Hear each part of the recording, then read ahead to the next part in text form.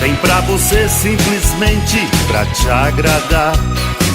Ele te ama, irmão, não desista, vá em frente. Deus tem algo diferente para te mostrar.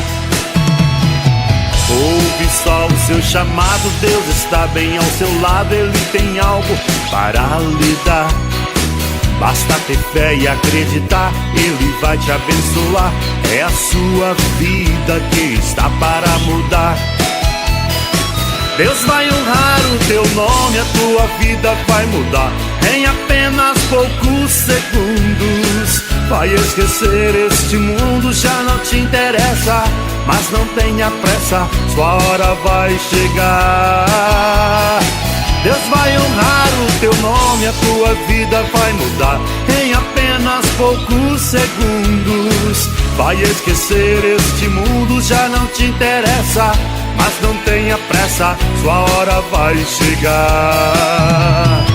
É Jesus que diz, pega meu irmão, o poder de Deus está em suas mãos. Larga este mundo, enxerga o futuro, peça a Deus perdão.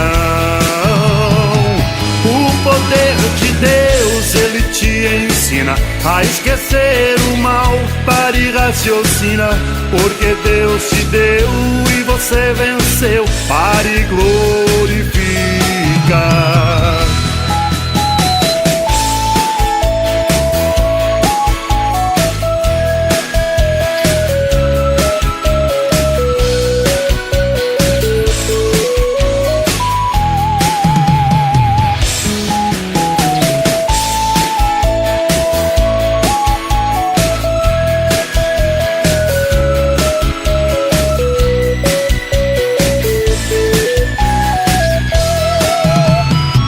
Deus vai honrar o teu nome, a tua vida vai mudar em apenas poucos segundos.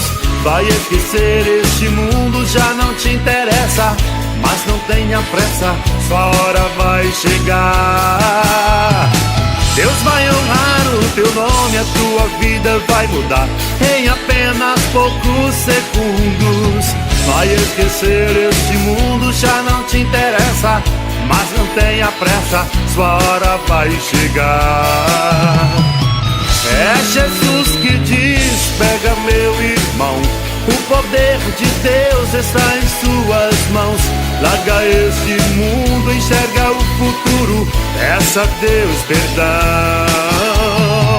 O poder de Deus, Ele te ensina a esquecer o mal, para e raciocina, porque Deus te deu e você venceu, para e glorifica.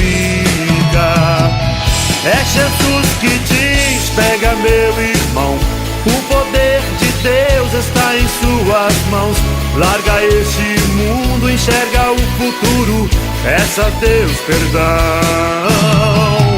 O poder de Deus, Ele te ensina a esquecer o mal, para e raciocina, porque Deus te deu e você venceu, para e glorifica.